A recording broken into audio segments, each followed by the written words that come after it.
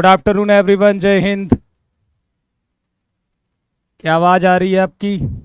मेरी मतलब, मेरी ना, मेरी आवाज़ आ रही है। मेरी आवाज़ आ रही है आपको? चलिए।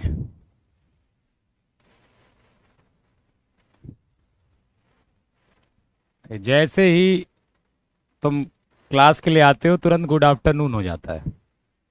जब क्लास के लिए तत्पर रहते हो तो गुड मॉर्निंग रहता है, और जैसे ही क्लास दिखेगी आपको तुरंत गुड आफ्टरनून वाली क्लास हो जाएगी। इसके बाद इस क्लास में टाइप नहीं करूंगा, मनीष कुमार जी। ठीक है। और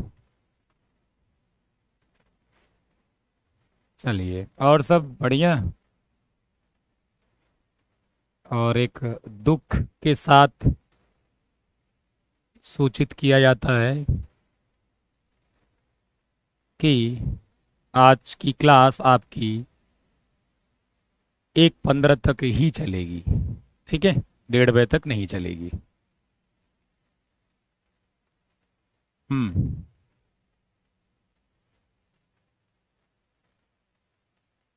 चलिए फिर स्टार्ट करें।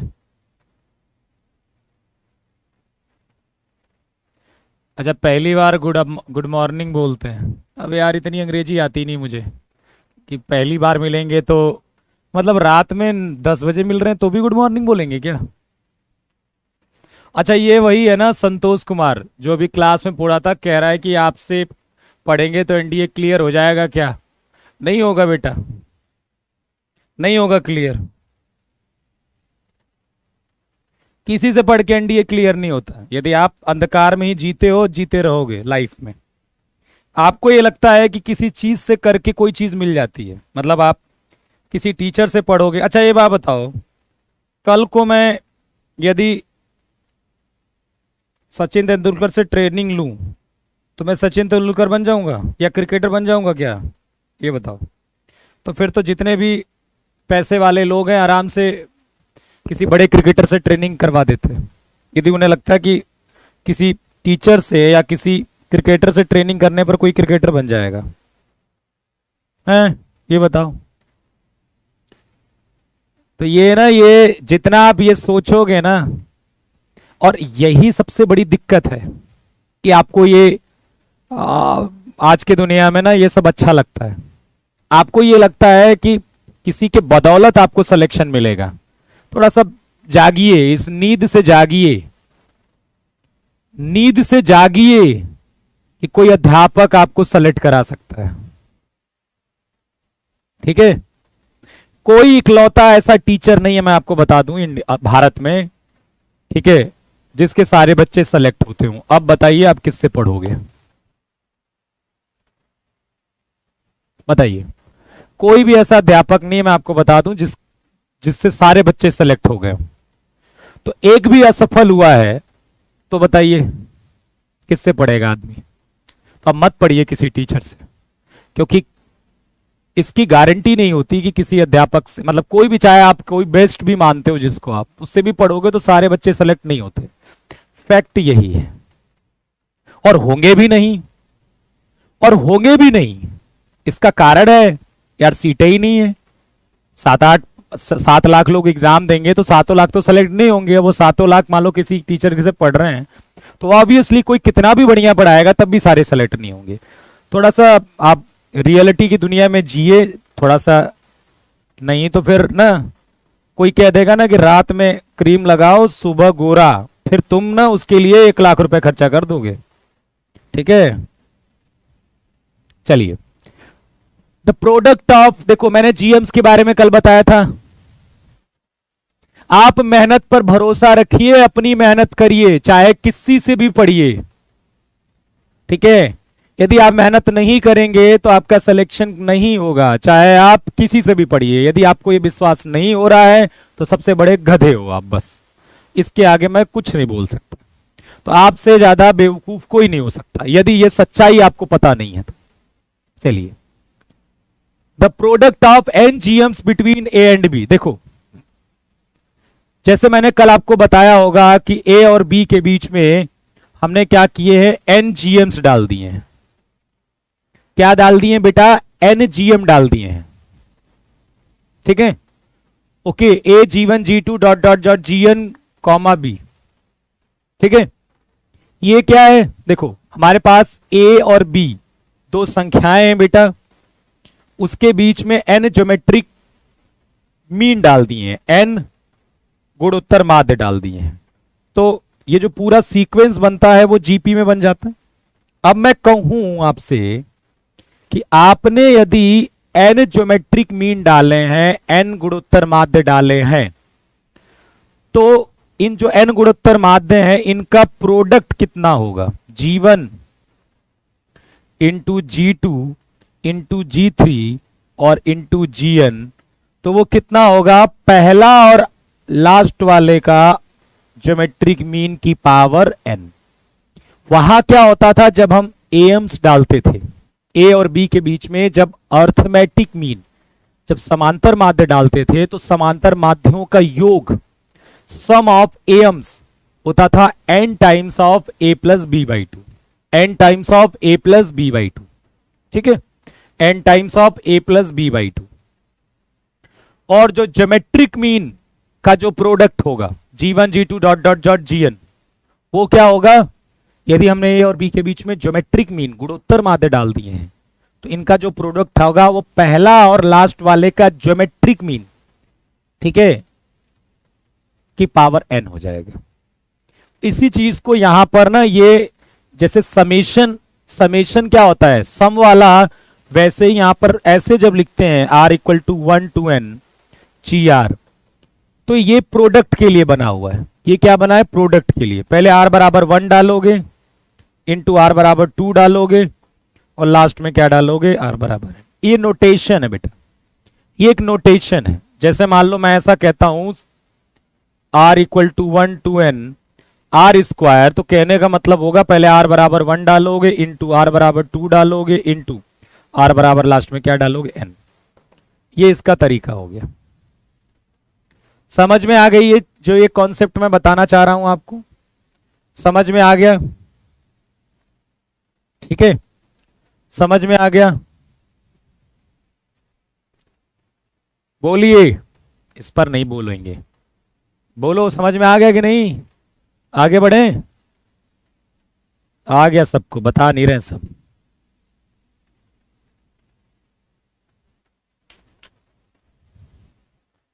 हर चीज दोबारा बता दो। यदि मैं a प्लस बी का होल स्क्वायर भी बताऊं ना, दोबारा बता दो। एक बार में समझ में नहीं आता, एक बार में नहीं समझ पाते, हर चीज को दोबारा बता दो, हर चीज रिपीट कर दो। क्या है यार तुम लोग भी।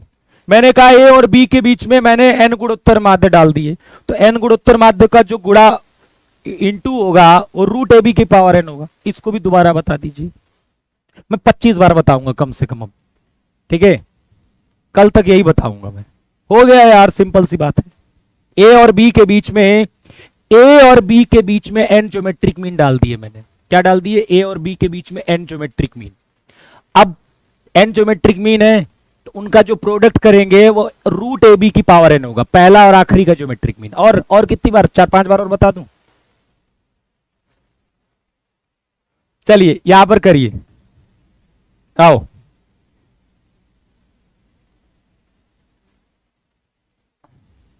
ए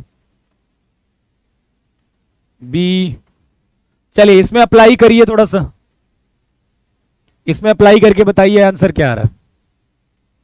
उसी कॉन्सेप्ट को इस्तेमाल करिए यहां पर। चलो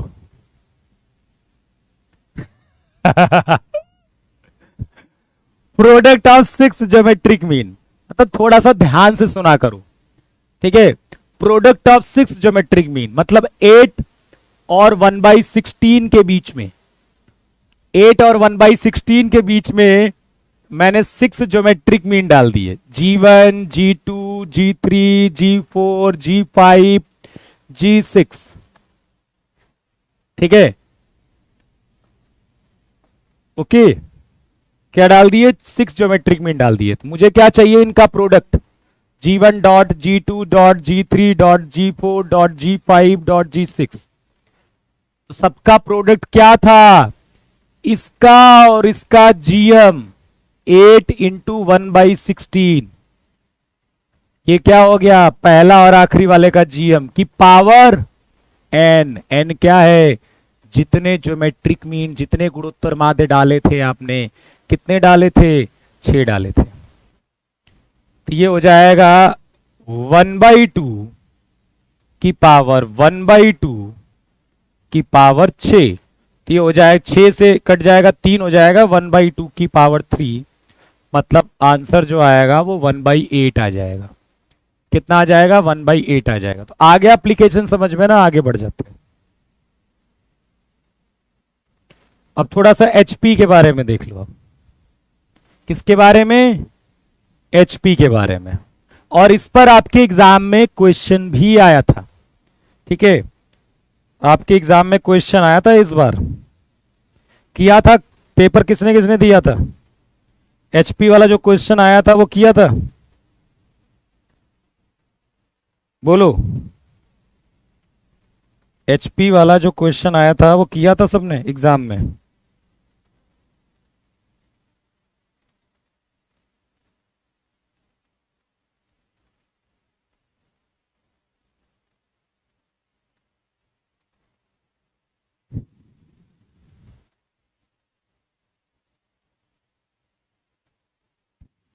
हाँ गया तुम्हारा पेपर, चलो पेपर में ढूंढना पड़ेगा। किया था ना, आसान था ही। चलिए पहले समझ लेते हैं फिर उस क्वेश्चन को देखते हैं। देखिए एबीसी को हम एचपी में बोलेंगे यदि इफ 1/a 1/b और 1/c क्या हो जाए, एपी में हो जाए। एबीसी एचपी में है, एबीसी क्या है, एचपी में है। यदि एबीसी एचपी में है तो 1/a 1/b 1/c किस में होगा, एपी में। 1/a 1/b 1/c किस में होगा, एपी में होगा। ठीक है, मतलब कोई भी 3 टर्म यदि आपसे पूछे कि क्या वो एचपी में है, क्या वो हार्मोनिक प्रोग्रेशन में है, हरात्मक श्रेणी में है, तो आप क्या करना, उन तीनों को उल्टा कर देना और उल्टा कर कर देखना कि क्या वो एपी में बन रहे हैं। यदि उल्टा करने पर एपी में बन रहे हैं तो इसका मतलब एचपी में है। अब मुझे आप बताओगे कि 1/1 1/2 1/3 1/4 क्या ये एचपी में है, 1 1/4 1/7 1/10 क्या ये एचपी में है,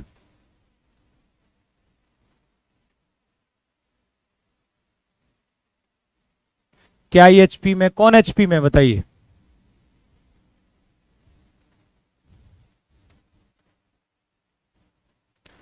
ये है, क्यों है, क्योंकि इसका उल्टा एपी में, इसका उल्टा क्या होगा, 1 2 3 4।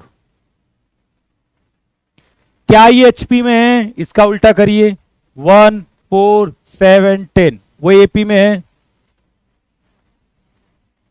क्या ये एचपी में है, इसका उल्टा करिए, 1 2 4 1 2 4 6 ये तो एपी में ही नहीं है बेटा। प्रभु कह रहा हिंदी में समझाइए। अरे भैया एपी जीपी एचपी ई तो कम से कम अंग्रेजी सीखो और शुद्ध हिंदी में इंटरव्यू दोगे। हरात्मक श्रेणी मैंने बता दिया और कौन सा इस्तेमाल कर रहे हैं। यदि इफ की अंग्रेजी नहीं आ रही है तो फिर छोड़ दो। एसएसबी देना है कि नहीं देना है, तो यार इतनी तो अंग्रेजी सीख लो यार। इफ दैट और कौन सा, मैं बहुत बड़ी अंग्रेजी आती है मुझे, मैंने अंग्रेजी में बात कर लिया तुमसे। एपी जीपी एचपी कम से कम ई तो अंग्रेजी में याद रखो कि वो हिंदी में पढ़ोगे। ठीक है चलो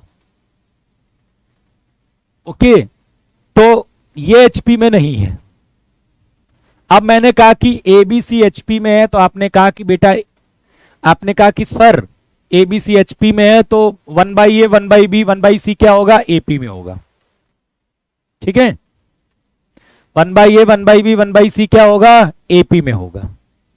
अब ये एपी में है तो 2/b बराबर 1/a प्लस 1/c होगा। अब ये मत पूछना कैसे होगा, ठीक है। बीच वाले का डबल, ठीक है, इन दोनों का सम। यही तो पढ़ा है कि कोई भी तीन चीज एपी में होती है तो बीच वाले का डबल और इन दोनों का सम बराबर होता है, ठीक। तो b बराबर क्या हो गया 2ac/a+c। तो याद रखिएगा कि एबीसी यदि एचपी में होता है, यदि एबीसी एचपी में है, यदि एबीसी एचपी में है तो ये कंडीशन होगी b बराबर 2ac/a+c, ठीक है। चलिए, अब इसी पर बेस्ड क्वेश्चन आया था और कई बार आ चुके हैं, ठीक है। आपके एग्जाम में जो क्वेश्चन आया था वो मैं आपको बता दूं, क्या अच्छा लगेगा आपको। क्वेश्चन ये दिया था कि if a plus B 2b और b प्लस सी क्या है, एचपी में है, then first A B C AP में है, a minus B b minus C c minus A AP में है, ए बी सी जीपी में है, fourth a minus B b minus C c minus A. अब मैं आपको बताता हूं कई प्रॉब्लम क्या होती है। एक बच्चा क्या करता है जब वो पढ़ता है ना, तो एक तो वो क्या करता है, रटते रहते हो, एग्जाम के दिन तुम्हें पता नहीं चलता है, क्वेश्चन में एप्लीकेशन नहीं किए रहते हो। दूसरा, कई अब बच्चा सोचेगा कि यार इसको क्वेश्चन को करेंगे कैसे, तो वो सोचता है कि यार उसको कोई ना टीचर ये क्वेश्चंस कराया रहेगा तभी वो कर पाएगा, तभी वो टीचर अच्छा है। तो फिर आप चौथी पांचवी क्लास जाके मैथ पढ़िए, आप बड़े हो गए हो। पहली बात तो आपको अध्यापक ने बताया है कि एचपी में होता है तो कंडीशन क्या होती है, और उसके बाद बच्चा को क्या होता है कि उसको कैलकुलेशन ही नहीं आती, या तो फिर इतनी धीमे है कि वो समय रहते कर ही नहीं पा रहा। तो ये सारे कारण होते हैं जिसमें एग्जाम में आपके मैथ में नंबर नहीं आते हैं। एक, ना आप जल्दी सोच पाते हो, ना ही आपकी स्पीड अच्छी है, ना ही एक्यूरेसी अच्छी है, कुछ अच्छा नहीं है। तो फिर क्या होगा ना, आप मैक्सिमम क्वेश्चंस कर ही नहीं पाओगे, ठीक है। और फिर बीच में एक शॉर्टकट का खेल आ जाता है तो वो फिर आपको वो भी बर्बाद कर देता है बुरी तरह से। देखिए, कॉन्सेप्ट यही लगाएंगे हम कि यदि एचपी में है तो बीच वाले, देखो जो बीच वाला था, बीच वाला ऐसे याद करना है आपको कि यदि एचपी में है तो ये जो बीच वाला होगा वो 2 टाइम्स इसका प्रोडक्ट अपॉन ही होगा। क्योंकि कल को मैंने पूछ दिया कि बी ए सी एचपी में है तो कंडीशन बताइए, तो क्या करोगे, तुम रट्टे रहोगे ना, तो फिर से यही मार के चले आओगे, ठीक है। ये तुम्हारे एग्जाम में आया था बेटा, हार्ड क्वेश्चन कराइए। ये तुम्हारे एग्जाम में 2023 का क्वेश्चन है, तो प्लीज हार्ड क्वेश्चंस कराइए, मत बोलो मुझसे। चलो, जैसे मैंने कहा कि बी ए सी एचपी में है, ठीक है, तब भी तुम पता क्या, मैं 4 ऑप्शन दे दूंगा ना, तो तब भी तुम ये लगा के आ जाओगे, क्योंकि रट्टे रहोगे तब और दिमाग लगाए रहोगे। तो आपको पता है कि एचपी में है तो जो बीच वाला होता है वो 2 टाइम्स इन दोनों का प्रोडक्ट अपॉन इन दोनों का सम, ये होता है। यहां से a बराबर 2bc/b+c,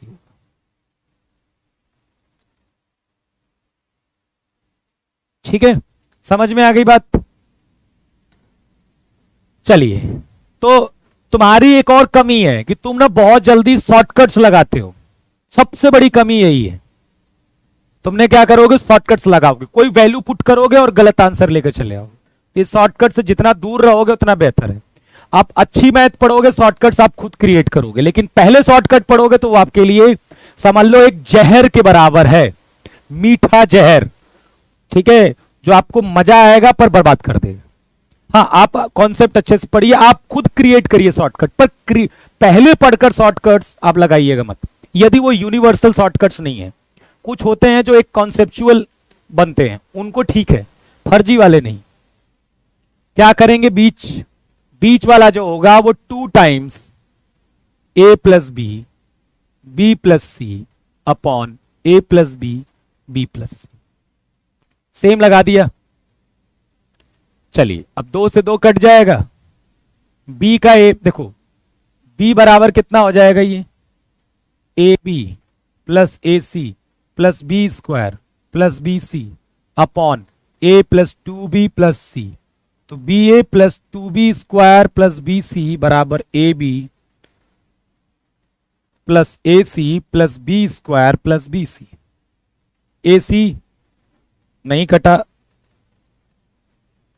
बी सी के साथ कट जाएगा, ए बी के साथ कट जाएगा, बी स्क्वायर इधर आएगा, बी स्क्वायर बराबर ए सी, तो ए बी सी। तो क्वेश्चन हो जाएगा, अब चिंता मत करो, कोई जरूरत नहीं पड़ती। ठीक है, चलिए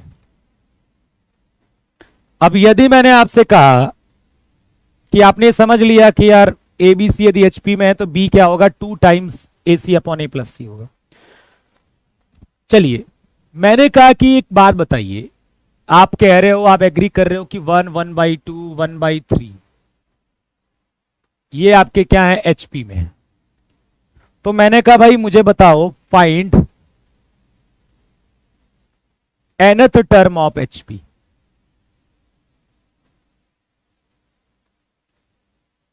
एचपी का nवां पद क्या होगा,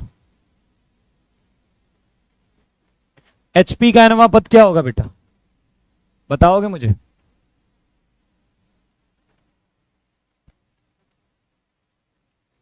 एचपी का nवां पद, find nth term of HP. तो आप कहोगे कि यार एक बात बताइए,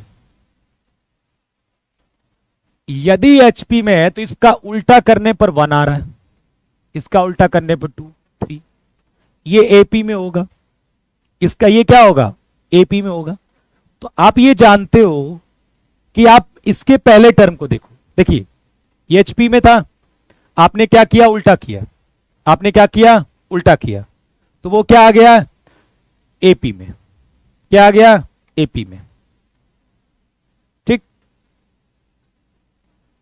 इसका उल्टा किया, ये आ गया। तो इस एचपी को देखें और इस एपी को देखें तो हर टर्म उल्टा है, तो जो इसका nth टर्म आएगा, इसके nth टर्म का ये उल्टा होगा ना, जैसे 1 का उल्टा 1, 2 का उल्टा 1/2, 3 का उल्टा 1/3। तो वैसे ही आप एपी का nth टर्म पता कर लीजिए और इसका उल्टा कर देंगे तो 1/n आ जाएगा एचपी का।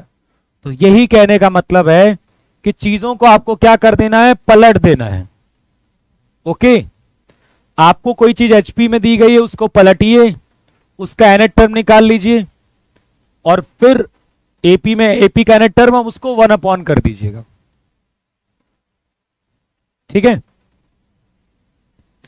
ओके। तो एचपी का nth term equal to 1 upon AP का nth टर्म। आप क्या कर दीजिएगा, उल्टा कर दीजिएगा। एचपी का nवां पद जो होगा इक्वल टू 1 अपॉन एपी का nवां पद। आप पलट कर एपी लिख लीजिए और उसका क्या कर दीजिए, एपी का nवां पद। ठीक, चलिए एक क्वेश्चन करते हैं। सी डी बी और ए, क्वेश्चन को ध्यान से देखो आप। mth टर्म किसी एचपी का वो क्या है, n है। ठीक है, कोई एचपी चल रही थी, उसका mth टर्म क्या था, n था, ये mth टर्म है।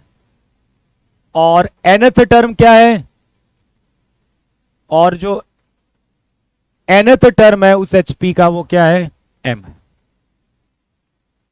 ठीक है, चलिए बात सुन समझिएगा। If the mth term of HP, ठीक है, एचपी का जो mth टर्म है वो क्या है, n है।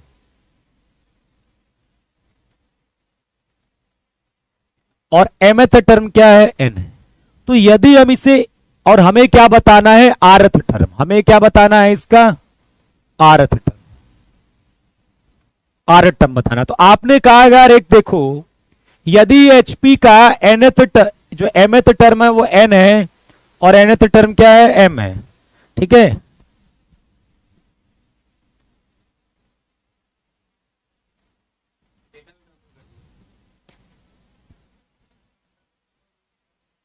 मेरी बात समझो ध्यान से।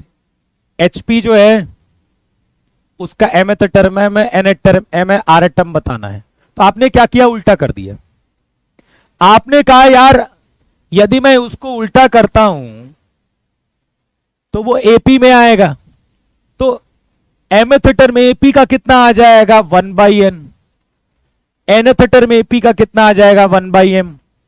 अब आप यदि ये पता कर लो AP का rth टर्म तो उल्टा कर दोगे, तो HP का जो rth टर्म होगा वो क्या होगा, 1/AP का rth टर्म। आप इसका rth टर्म पता कर लीजिए, आपका काम हो जाएगा, आपका काम हो जाएगा, कोई बात नहीं।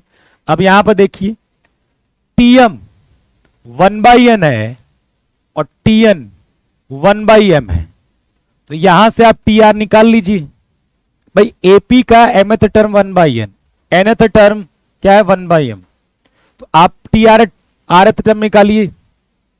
और जैसे ही rth टर्म मिलेगा, ये Trth किसका मिलेगा, AP का मिलेगा, और फिर आप उल्टा कर लोगे, बस कोई दिक्कत नहीं, करके देख लीजिए।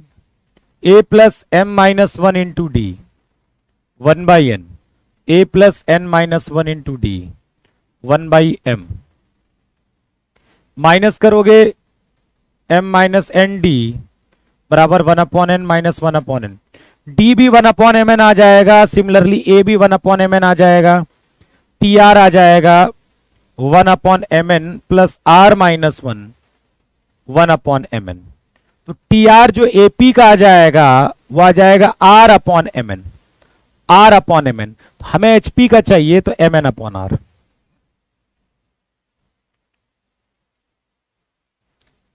फिर यहां पर आजकल ना इस पर भी शॉर्टकट्स बना दिए जाते हैं,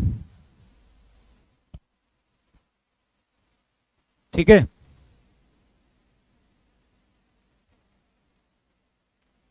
इस केस में भी शॉर्टकट देखो, इस केस में भी क्वेश्चंस बनते हैं और कह दिया जाता है कि r/mn आता है इसकी वैल्यू, ठीक है। तो यहां पर शॉर्टकट्स बन जाते हैं।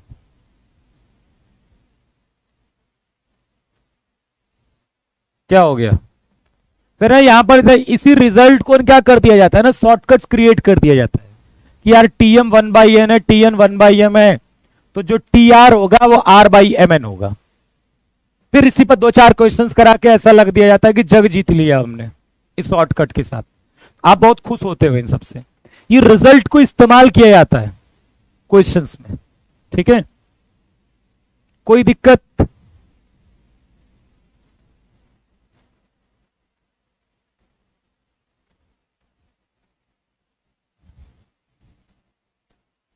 बोलो।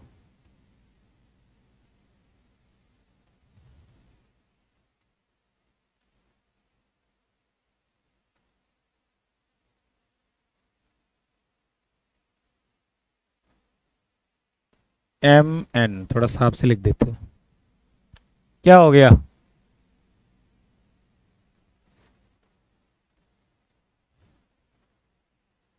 ठीक है ना भैया, आगे बढ़े। तो समझ में आया कि देखो AP का mth टर्म दिया था, सॉरी HP का mth टर्म दिया था n, और mth टर्म दिया था, nth टर्म दिया था m, आपको rth टर्म भैया था। मैंने कहा यार मैं सबको पलटता हूं, और सबको पलटने के बाद वो किस में आ जाएगा, AP में, तो mth टर्म 1/n हो जाएगा, nth टर्म 1/m हो जाएगा, और मुझे इसका rth टर्म चाहिए इसका। तो क्यों ना मैं जो ये mth टर्म 1/n है और nth टर्म 1/n है AP का, उसका मैं rth टर्म निकाल लेता हूं, और जैसे ही rth टर्म मिलेगा ये उल्टा हो जाएगा उसका, ठीक है। चलिएगा इसको करिए ABC HP में।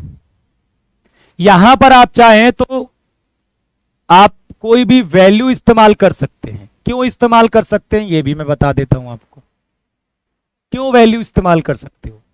क्योंकि जो इसकी जिसका आंसर आ रहा है वो नंबर फॉर्मेट में आ रहा है।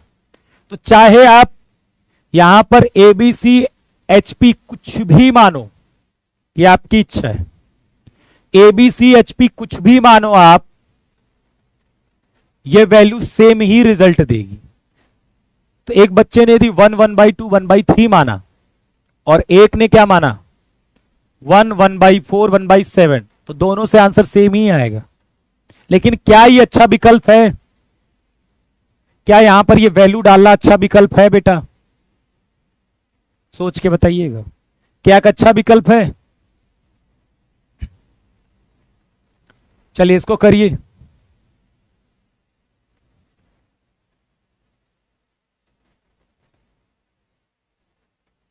यदि ABC HP में है तो आपको इसकी वैल्यू चाहिए, क्योंकि 1/2 1/3 भी डालेंगे ना तो यहां कठिनाई हो सकती है कैलकुलेशन में, लेकिन आंसर आ जाएगा, ऐसी बात नहीं कि नहीं आएगा। अब डाल दीजिए, आंसर आएगा। पर क्या कोई और तरीका हो सकता है? अच्छा चलिए पहले एक बार रिजल्ट देखते हैं क्या है, कि ABC HP में है तो हमें क्या पता है, B बराबर 2AC/A+C,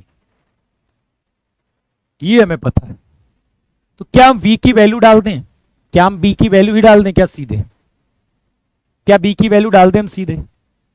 यदि हम B की वैल्यू डाल देते हैं 2AC/A+C प्लस A और 2AC/A+C minus A, 2AC/A+C plus C और 2AC/A+C माइनस C। देखिए A कॉमन आ जाएगा, A ऊपर से कॉमन हो जाएगा, बचेगा 2C प्लस A+C, यही बचेगा ऊपर। A कॉमन आ जाएगा 2C प्लस A+C, और नीचे भी A कॉमन आ जाएगा, बचेगा 2C minus A minus C plus, यहां पर C कॉमन आ जाएगा, बचेगा 2A प्लस A+C, यहां पर C कॉमन आ जाएगा 2A minus A minus C, ये कट जाएगा, ये कट जाएगा, ऊपर कितना बचेगा 3C प्लस A, और यहां क्या बचेगा C माइनस A प्लस, ये कितना बचेगा 3A प्लस C, और नीचे क्या बचेगा A माइनस C। अब ध्यान से देखिए, A माइनस C को यदि हम यहां माइनस लगा दें तो नीचे लिख सकते हैं C माइनस A। क्या यार, यहां माइनस लगा दें तो यहां नीचे क्या लिख सकते हैं C माइनस A।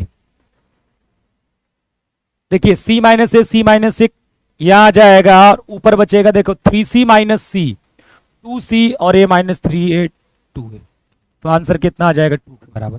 तो जरूरी नहीं है उससे भी आंसर आएगा और यहां से भी आंसर आ जाएगा।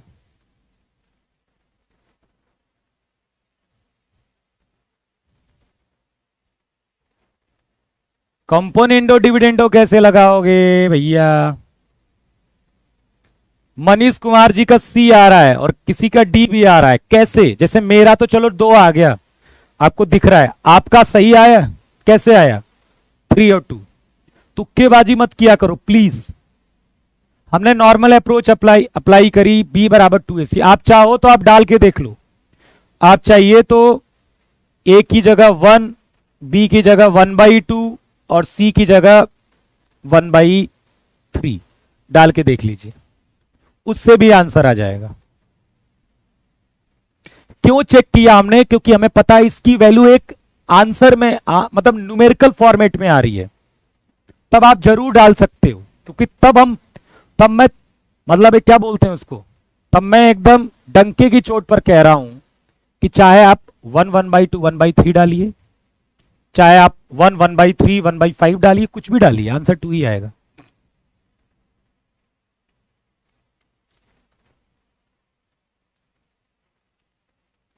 ठीक है, चलिए आगे बढ़े।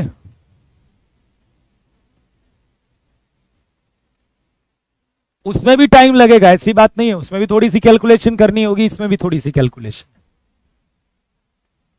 चलिए इस पर आ जाते हैं एक बार।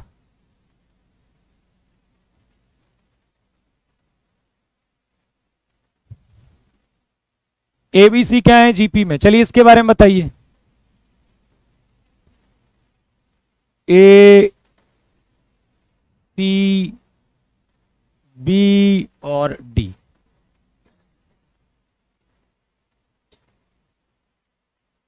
एक दो तीन नहीं डाल सकते, ले डंडा डंडा लियाओ, डंडा लियाओ, एक दो तीन कह रहे नहीं डाल सकते।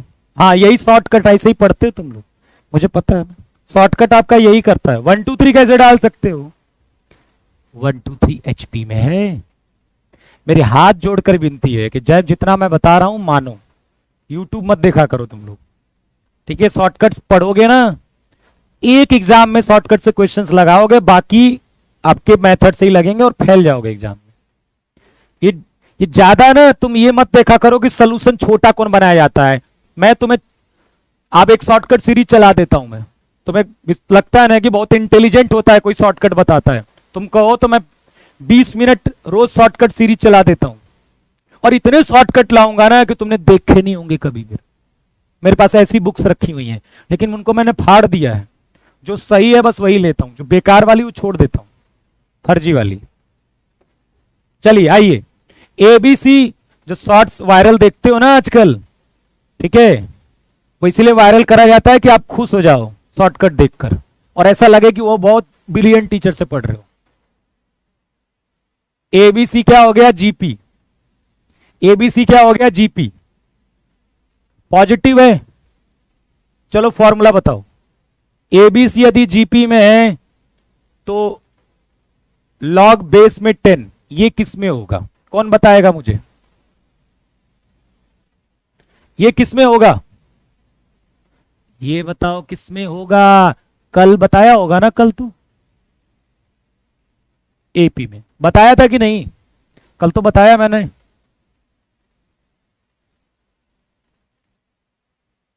ठीक, एक यदि हम जोड़ देंगे तो किस में रहेगा,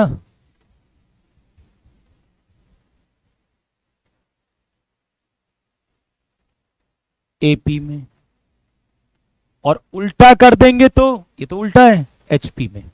उल्टा करने के बाद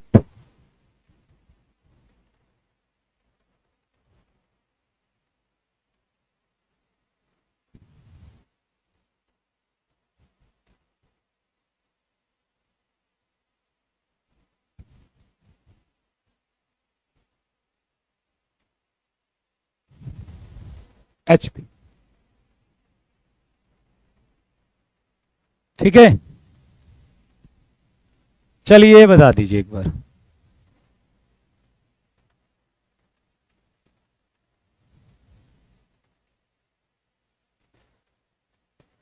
if the positive number, चलिए पढ़िए जल्दी से क्वेश्चन।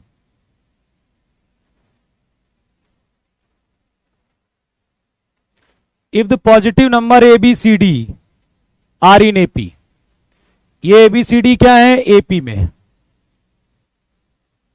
ABCD किस में है, AP में, ठीक है। AB, यार एक बात बताओ, सब एक ही बार में कर लो क्या, एक कहता है डीपीपी सॉल्व कराइए, ये कराइए, अरे रुक जाओ यार थोड़ा, तुम तो सब कुछ चाहते हो एक ही बार में करा दो। लोगे क्लास, लो 10 घंटे क्लास लगातार लोगे, बताओ लोगे,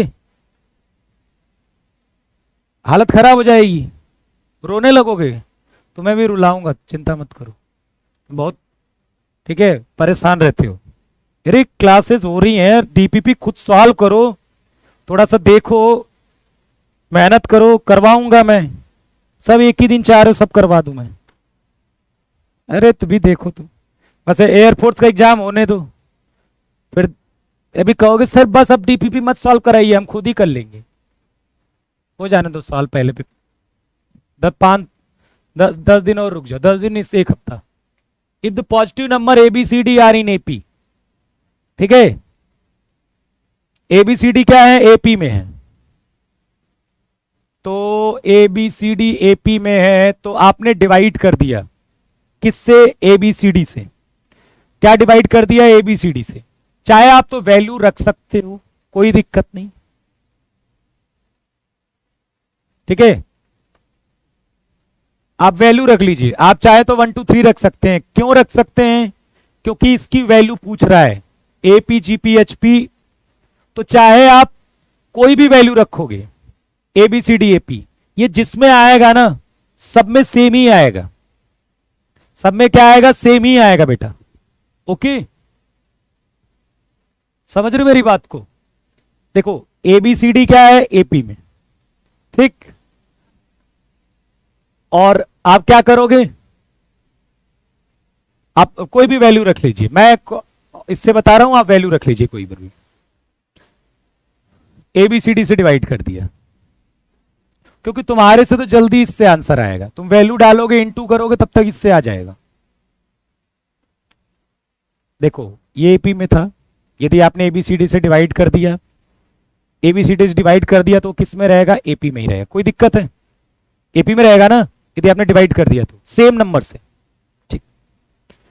1 अपॉन कितना बन जाएगा? BCD, 1 upon ACD, 1 upon ABD और 1 अपॉन एबीसी, ये भी एपी में होगा। अब एक चीज जानते होगे आप, यदि A1 A2 dot dot AN AP में है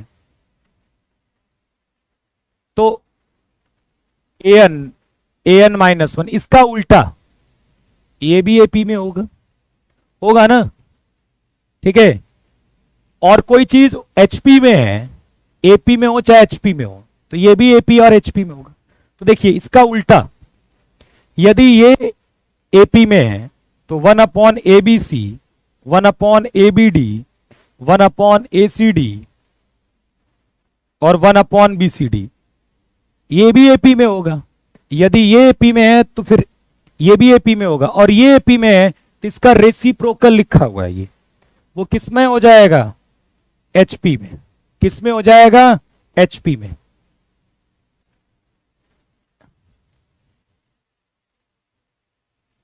चलिए अब देख लीजिए हार्मोनिक मीन के बारे में थोड़ा सा। हाँ अभी आएगा, तुम बस कितने का वेट करो। आज 4 तारीख है ना, 13 तारीख को पेपर है 2 उसका, उसके बाद मिलते हैं, ठीक है।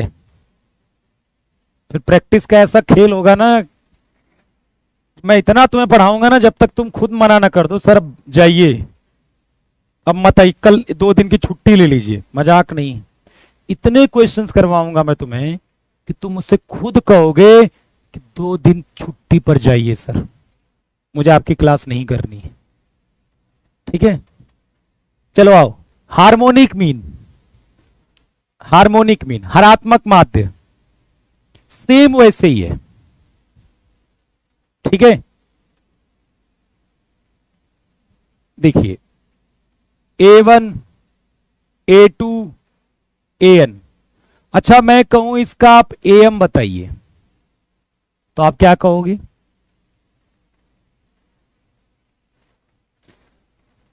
इसका AM बताइए,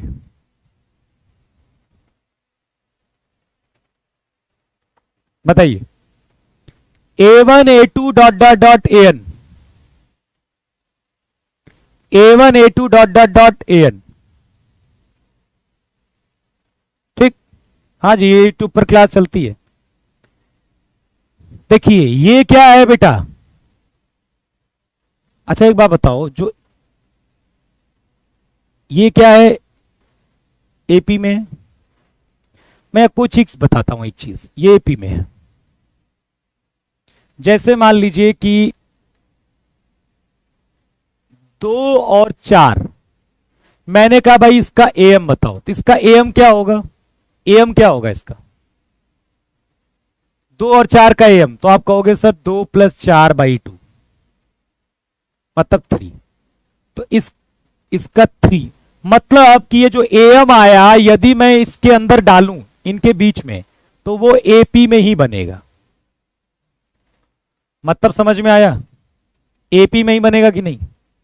अच्छा यदि मैं 2 और 4 के बीच में 2 AM डाल दिया, 2 AM A1 A2, तो ये AP में ही रहेगा, ठीक है। तो कहने का मतलब ये हुआ कि यदि मैं इस सबका AM निकालूंगा तो कितना होगा? A1 + A2 plus dot dot dot AN by N। और यदि मुझे HM निकालना है तो पहले बात, ठीक है, ऐसे AM निकालते हैं। अब हमें देखो केस लेते हैं, हम ये केस लेते हैं कि A1 जो है वो A2 dot dot dot AN क्या है, HP में है। और हमें क्या पता करना है, हार्मोनिक मीन। हमें क्या पता करना है, हरात्मक माध्य। तो हमने क्या किया, इसको उल्टा कर दिया। अब बताओ ये किस में होगा, बताओ किस में होगा ये। यदि HP में है A1 A2 AN तो 1/A1 1/A2 1/A3 किस में होगा, AP में। तो इसका AM क्या होगा, 1/A1 plus 1/A2 plus dot dot 1/AN divided by N। तो HM क्या हो जाएगा, इसका उल्टा। तो AM का उल्टा HM हो जाएगा। तो HM क्या हो जाएगा, ये।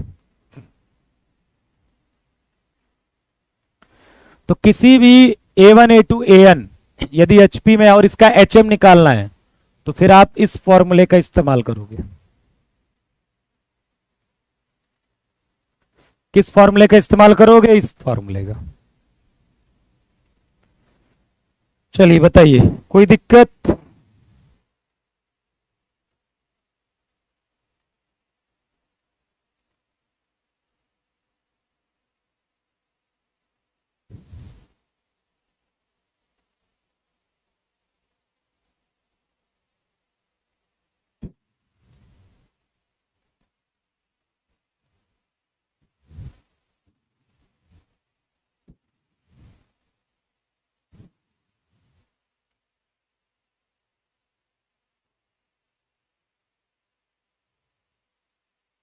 चलिए, तो हार्मोनिक मीन समझ में आ गया। और ABC यदि HP में है तो B बराबर क्या होगा, 2AC upon A plus C।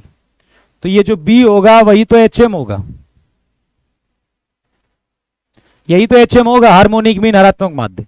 कहने का मतलब कि टू नंबर्स आपको मान लीजिए P1 एंड P2 गिवन है।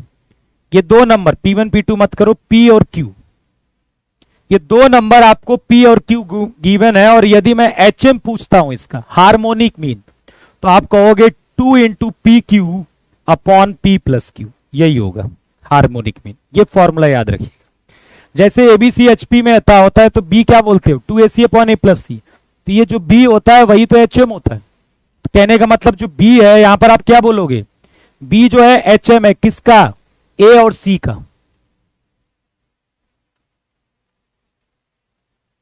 ठीक है, ठीक, क्लियर। दिक्कत बताइए, कोई दिक्कत है। समझ में आ गया कि कभी भी दो संख्याओं का आपको यदि हार्मोनिक मीन हरात्मक माध्य लिखना है तो आप ऐसे लिखोगे, और एंस का लिखना है तो ऐसे लिखोगे। ठीक है, कोई दिक्कत, बोलिए। कोई समस्या किसी को नहीं है ना। चलिए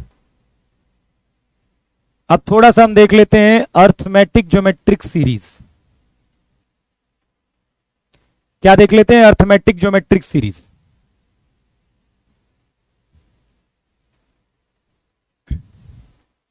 अर्थमेटिक ज्योमेट्रिक सीरीज,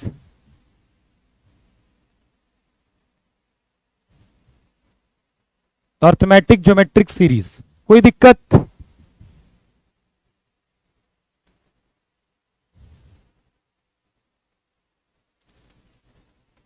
बेटा मैंने बोला कि ABC HP में है, HP में है तो B बराबर 2AC upon A plus C होता है। इसलिए B क्या हो गया, HM हो गया A और C का। तो A और C का HM यदि B है तो B कैसे मिला है, देखो 2 टाइम्स A और C upon A plus C। वैसे ही P और Q का HM लिखेंगे तो ये होगा।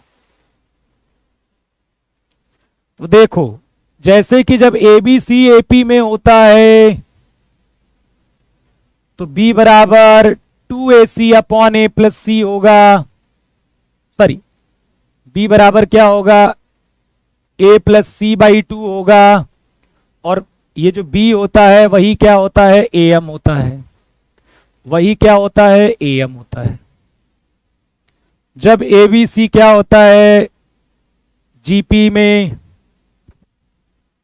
तो b क्या होता है, under root A C plus minus under root A C, और b क्या होता है, जीएम होता है। वैसे ही यदि A B C H P में है तो b कितना होगा, 2ac अपॉन ए प्लस सी होगा। इस समय b क्या होगा, एच एम होगा। ठीक है, समझ रहे हो मेरी बात को? ये तीनों चीजें मैंने आपको बताई हैं।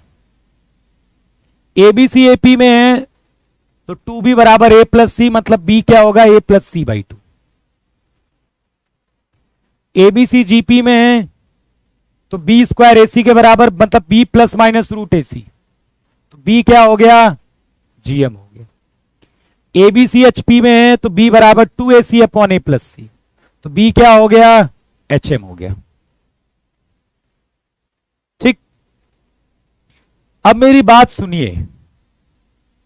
यदि मैंने कहा भाई मुझे एच एम ऑफ 2 एंड 3 बताना है, तो आप क्या कहोगे, 2 into 3 upon 2 plus 3, 12/5। For positive number, ठीक है, धनात्मक संख्या के लिए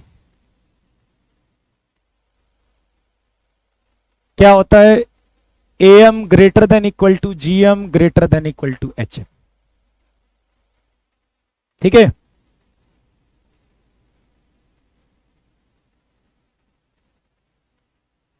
क्या हो गया अमन कुमार जी, क्या हो गया?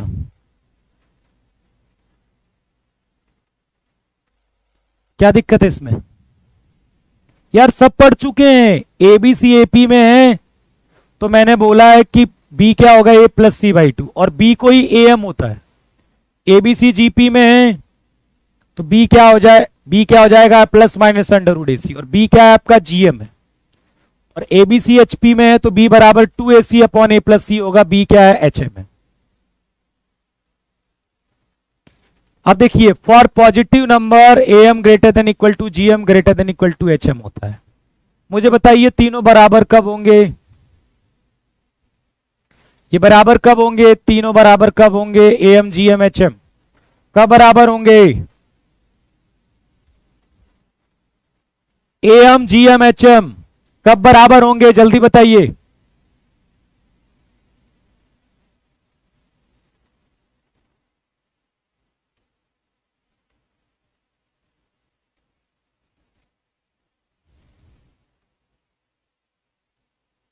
जब सारी वैल्यू क्या होगी, इक्वल होगी।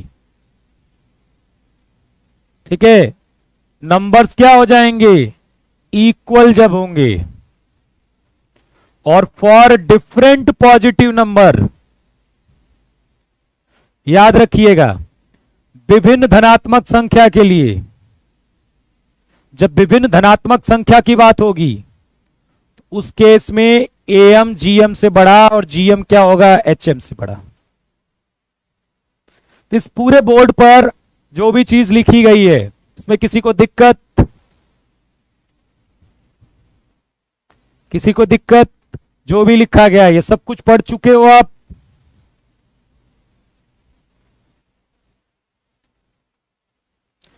कोई दिक्कत नहीं ना?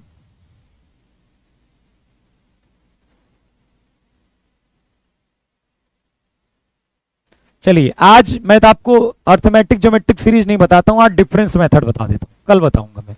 ठीक है, क्योंकि उसमें टाइम लगेगा थोड़ा, डिफरेंस मेथड में टाइम नहीं लगेगा ज्यादा।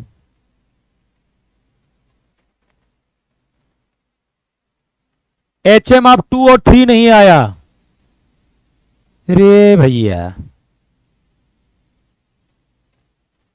पी और Q, ये दो नंबर है ना, तो देखो उनका HM क्या है, क्या HM है, दो संख्याएं, तो दो P और Q का इंटू और दोनों का प्लस। तो जब 2 और 3 आ गया तो 2 इंटू 3 अपॉन 2 + 3, ये भी नहीं आ रहा समझ में।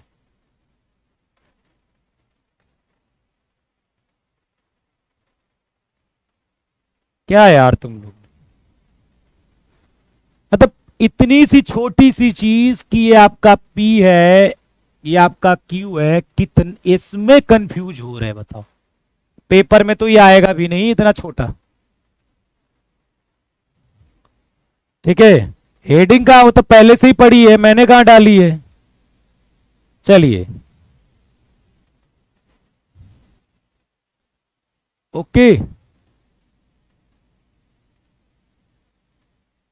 पढ़ी नहीं बेटा मैंने तो।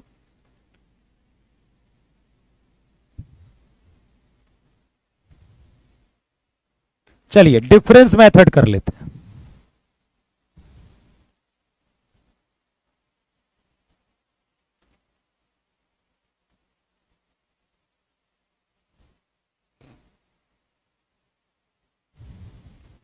ठीक है, थोड़ा सा ना कंसंट्रेट होके पढ़ा करो। ओके, थोड़ा दिमाग लगाया करो।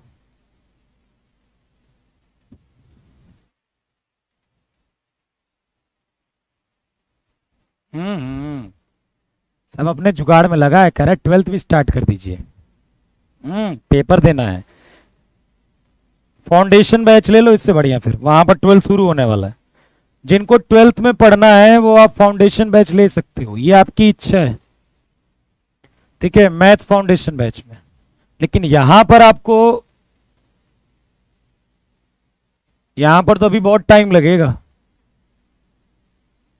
ठीक है, मैथ्स फाउंडेशन चल रहा है और 5 बजे से क्लास होती है, आप वो ले सकते हो। तो वहां पर 12th शुरू होने वाला है, पर यहां तो भी बहुत टाइम बाद होगा। डिफरेंस मेथड की बात कर ले, हाँ भूल जाते हैं जल्दी जल्दी। हाँ ठीक है, गजनी के आमिर खान के खानदान के हो ना, तुम भूल जाते हो जल्दी जल्दी। चलिए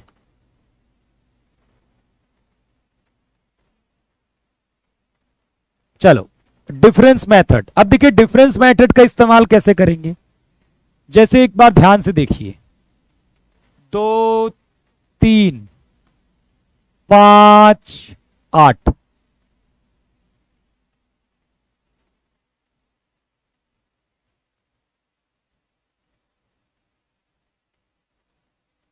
एक बना लेने दो पहले।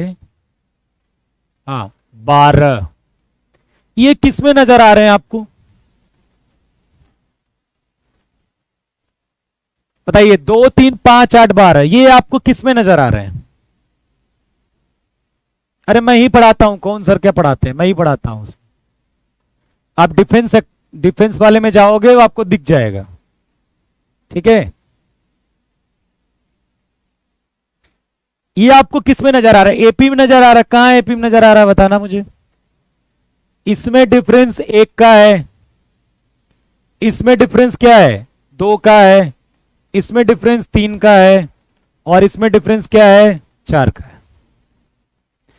देखो ये खुद एपी में नहीं है, ये खुद एपी में नहीं है, लेकिन इनके बीच में जो डिफरेंस है वो किस में है, एपी में।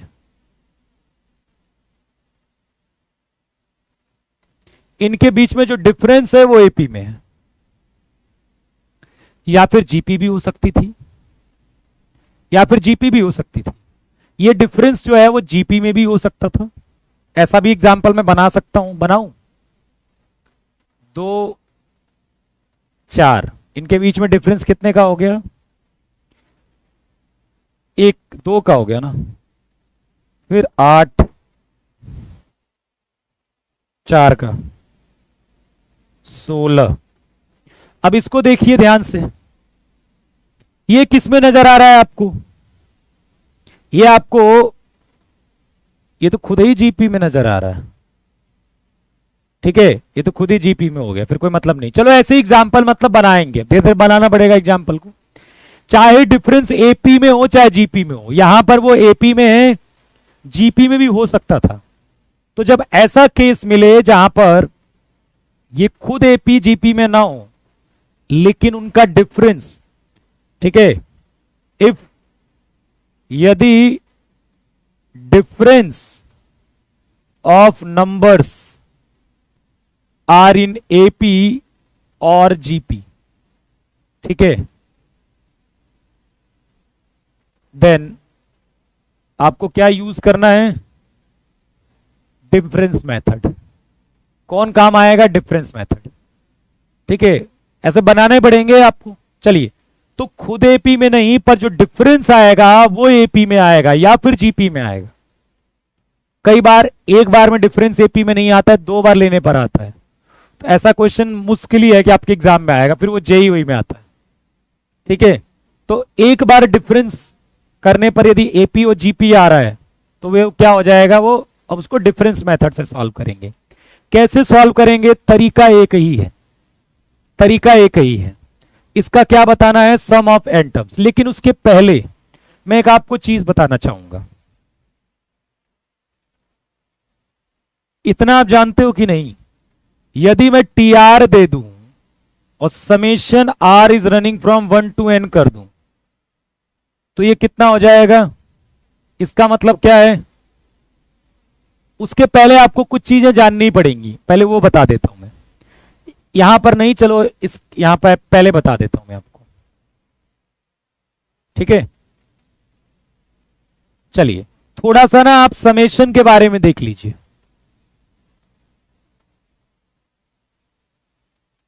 तब हम डिफरेंस मेथड को आगे प्रोसीड कर पाएंगे, ठीक है। अब देखिएगा ध्यान से, जैसे मान लीजिए r is running from 1 to n, यहां पर T R plus P R लिखा हुआ है। इसका मतलब क्या हुआ, ये जो समेशन है वो अलग अलग चला जाता है।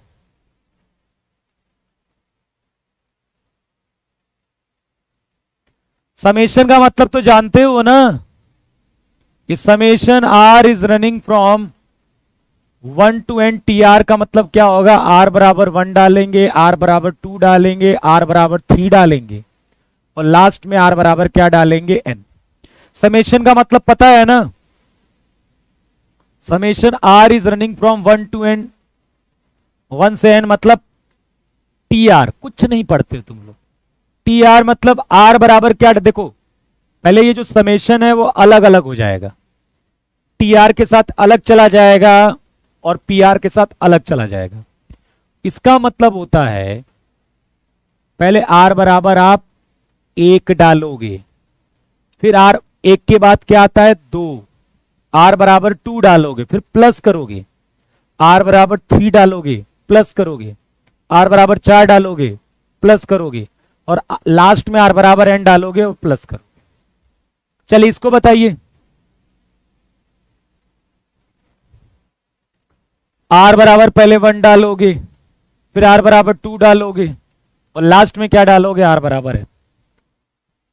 समेशन समझ में आया, summation r is running from 1 to n, यदि मैं r कह दूं इसका मतलब क्या है, r बराबर पहले 1 डालोगे, फिर r बराबर 2 डालोगे और बीच में प्लस लगाओगे, फिर r बराबर 3 डालोगे, बीच में प्लस लगाओगे, फिर r बराबर 4 डालोगे, बीच में प्लस लगाओगे और लास्ट में क्या डालोगे, n। अब ये वैल्यू कितनी होती है,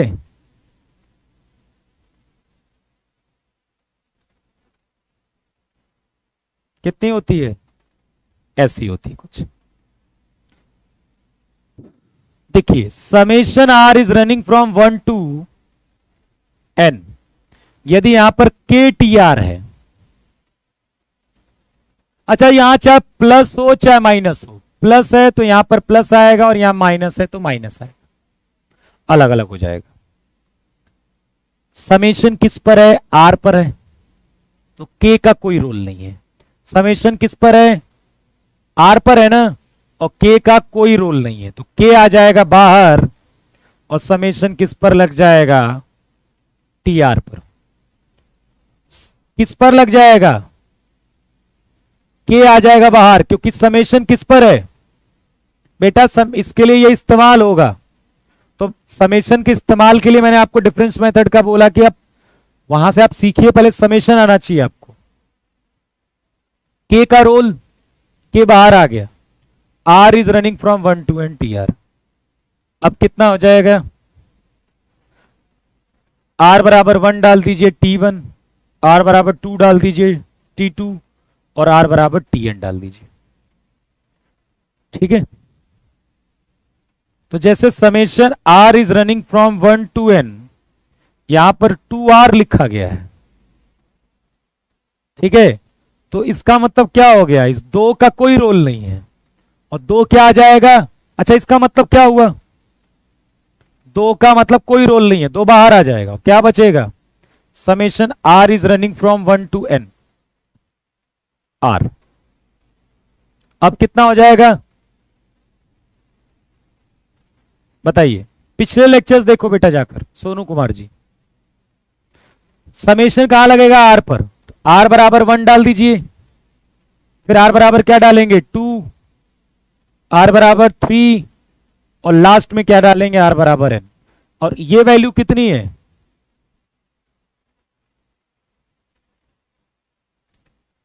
n+1/2। ये कट जाएगा और आ जाएगा n+1। तो ये जो n+1 है, एक्चुअली में अब इस समेशन को देखो, यहीं पर यदि हम लगा देते आर बराबर यहीं पर 1 डालिए तो कितना आएगा? 2। यहां पर आप इसमें भी डाल सकते हो, आर बराबर 2 डालिए तो कितना आएगा? 4। आर बराबर 3 डालेंगे तो 6 और लास्ट में आर बराबर 2n डालेंगे तो ये बन जाएगा 2n। तो 2 + 4 + 6 + डॉट डॉट 2n, ये कितना होता है? nn+1। याद रखिएगा।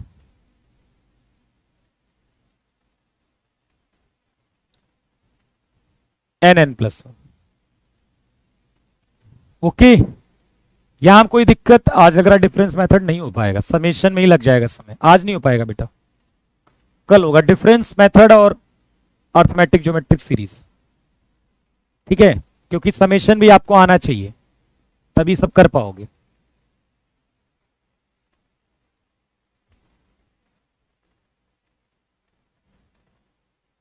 सारी चीज समझ में आ गई? कोई दिक्कत है बताओ इसमें?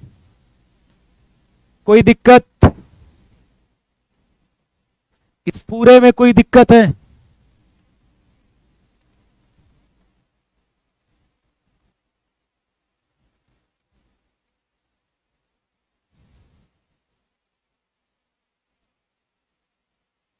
आज ही पढ़ाइए, मतलब एक दिन रुक जाओ ना, कैसे पढ़ा देंगे आज ही? चलो आओ, कोई दिक्कत?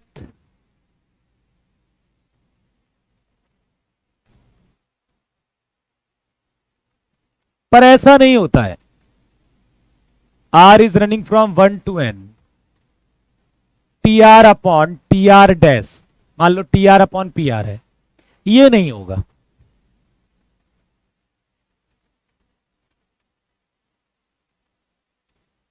मतलब समझ रहे हो क्या कहना चाहता हूं मैं? समझ में आ रहा है? ये भी नहीं होता है।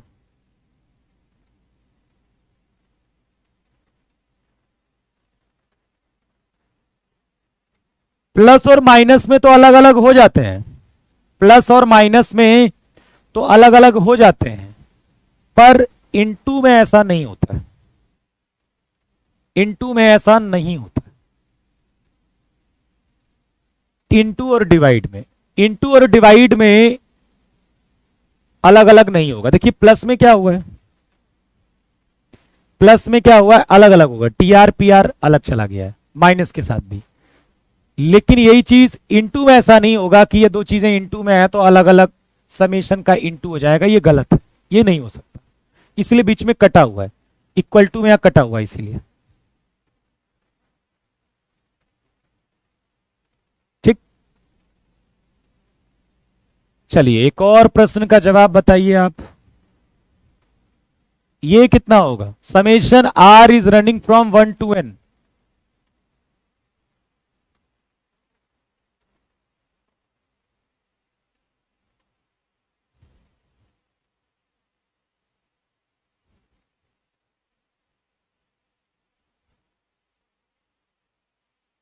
प्रियांशु जी के सॉरी प्रियंका जी, ये मेरी बड़ाई कर रहे कि बेइज्जती कर रहे? ये बताओ पहले, क्या कर रहे हो? बड़ाई कर रहे कि बेइज्जती कर रहे हो? ये समझ नहीं पा रहा मैं कि बेइज्जती है कि बड़ाई है। उस हिसाब से तो मैं बोलूंगा। कितना आएगा? हाँ वज्रगदा है, कह रहे एक आएगा। 1 को क्या लिख सकते हैं? आर की पावर 0। 1 को क्या लिख सकते हैं? आर की पावर 0। क्या करते हैं, पहले आर बराबर 1 डालते हैं। आर बराबर 1 डालो, आर बराबर 2 डालो, आर बराबर 3 डालो, आर बराबर एन डालो। 1 प्लस 1 प्लस 1 प्लस प्लस 1 कितना हो जाएगा? n। ठीक है, 1 को 2 बार जोड़ने पर 1 इंटू 2 बराबर 2। 1 को 3 बार जोड़ने पर 1 इंटू 3 बराबर 3। 1 को 4 बार जोड़ने पर 1 इंटू 4 बराबर 4। तो 1 को जब n बार ऐड करेंगे तो 1 इंटू एन बराबर n नहीं होगा? तब चलिए, summation are is running from 1 to n r square, ये बताइए कितना आएगा?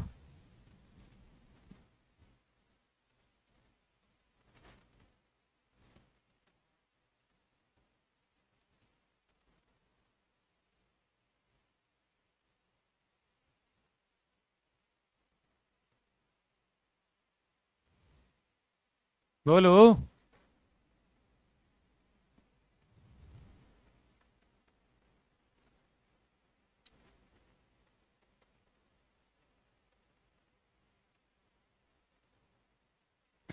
आर बराबर 1 डालेंगे, फिर आर बराबर 2 डालेंगे, फिर आर बराबर 3 डालेंगे, और लास्ट में आर बराबर क्या डालेंगे? n। आर बराबर पहले 1 प्लस आर बराबर 2 प्लस आर बराबर 3 प्लस और लास्ट में कितना? n square. यही होगा ना? इसकी वैल्यू कितनी? 1/6। ये याद करनी है आपको। n प्लस 1 2n प्लस 1, ये क्या करनी है? याद करनी है। ठीक है, चलिए summation are is running from 1 to n r cube, ये बताइए कितना होगा?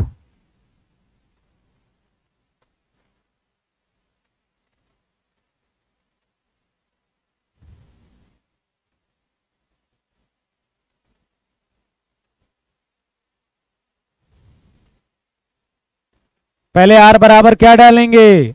1, फिर आर बराबर 2, फिर आर बराबर 3, और लास्ट में कितना? n cube. अब ये वैल्यू क्या होगी?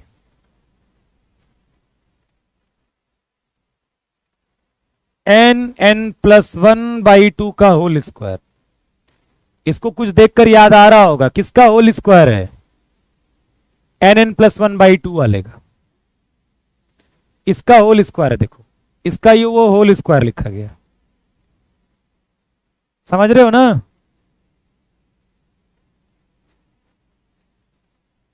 आठ कहां से आ गया भैया? 1 प्लस 8 प्लस 16 बता रहा है, 8 कहां से आया?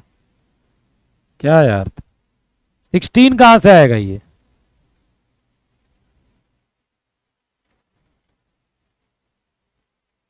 चलिए, summation are is running from 1 to n two r minus 1, ये बताइए ये कितना आएगा?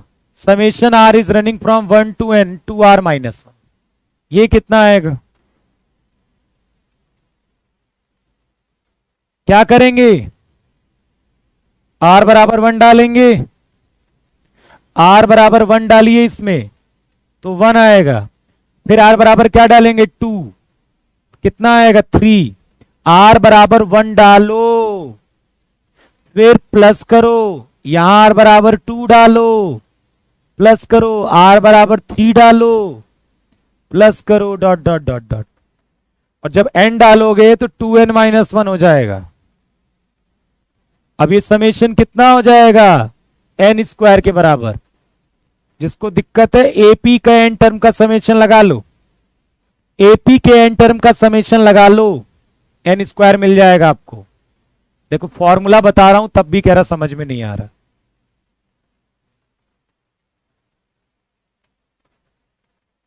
अरे भैया r बराबर 1 डालना है, फिर r बराबर 2 डाल के आप ऐड नहीं कर सकते, और ये तो तुम्हें याद करना है, जैसे बॉय मतलब लड़का याद किया था ना, वैसे ही इस चीज को भी याद कर लो, और जैसे कैट मतलब बिल्ली याद करी थी, वैसे ही 1 cube plus 2 cube n cube को याद कर लो,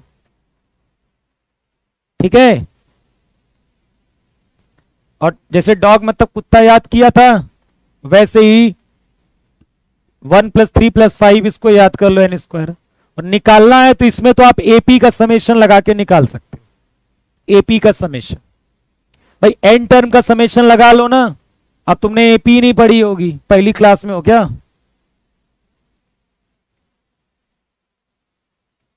ठीक है, चलिए फिर। अरे भैया r is running from 1 to 2r minus 1, rule तो वही होगा। r बराबर 1 डालेंगे तो 2 इंटू 1, 2 माइनस 1 1 आ गया।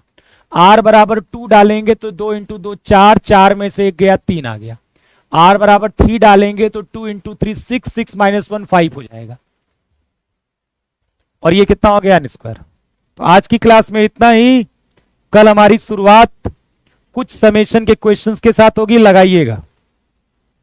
जैसे एक क्वेश्चन है, इसको लगाइएगा, इसको भी लगाइएगा, और जिसको डिफरेंस मेथड आता है उस क्वेश्चन को लगाना, आप इस क्वेश्चन को भी लगाना। और जिसको एजीपी आती है, जिसको एजीपी आती है वो एजीपी का ये क्वेश्चन लगाना, ये लगाना, ये लगाना और ये लगाना। ठीक है, चलिए जाइएगा और इसको घर पर मत पढ़िएगा, और कल ऐसे ही आ जाइएगा। ठीक है, देखो ये जाना ना, ये पीडीएफ मत खोलना, आज खूब घूमना, कल ऐसे आ जाना। आज सब फिर से समझेंगे हम। आना क्लास में, कल ऐसे ही बैठे रहना, घर पे जाना और ये सारा पढ़ना, जितना पीछे पढ़ाया गया है सब आपको आना चाहिए, तब जाकर समझ में आएगा आगे, नहीं तो नहीं आएगा। यदि आप काम चोरी कर रहे हो और पिछली चीजें नहीं पढ़ रहे हो तो फिर आपको परेशानी होगी। यदि आप 2-2 4-3 3 घंटे समय नहीं दे रहे हो, पुरानी हर एक चीज, चाहे मैंने 2 भी लिखा है तो उसको भी आपको समझना है, नोट्स में सब समझोगे अच्छे से तो आगे अच्छे से समझ में आएगा। और यदि घर पर पढ़ना नहीं चाहते हो और फिर ये सोचते हो कि आप क्वेश्चन लगा लोगे और ये सब कुछ क्लास में समझ में आएगा, तो फिर गलत सोच रहे हो बेटा। मेरे हाथ जोड़कर रिक्वेस्ट है, प्लीज जाइए पुराना अच्छे से पढ़िए। नहीं समझ में आ रहा है 5 घंटे दीजिए, मत सोइए, पर मेहनत करिए। जब उसको समय दोगे तो ही समझ में आएगा। यदि आप बहुत आसानी से चाह रहे हो तो मत करो ऐसा। नहीं समझ में आ रहा है, देर तक मेहनत करिए, 2 घंटा लगाइए, 3 घंटा लगाइए, 4 घंटा लगाइए, छोड़ मत दो जल्दी से। नहीं समझ में आ रहा, छोड़ दिया, ठीक है, ऐसा मत करो। धन्यवाद।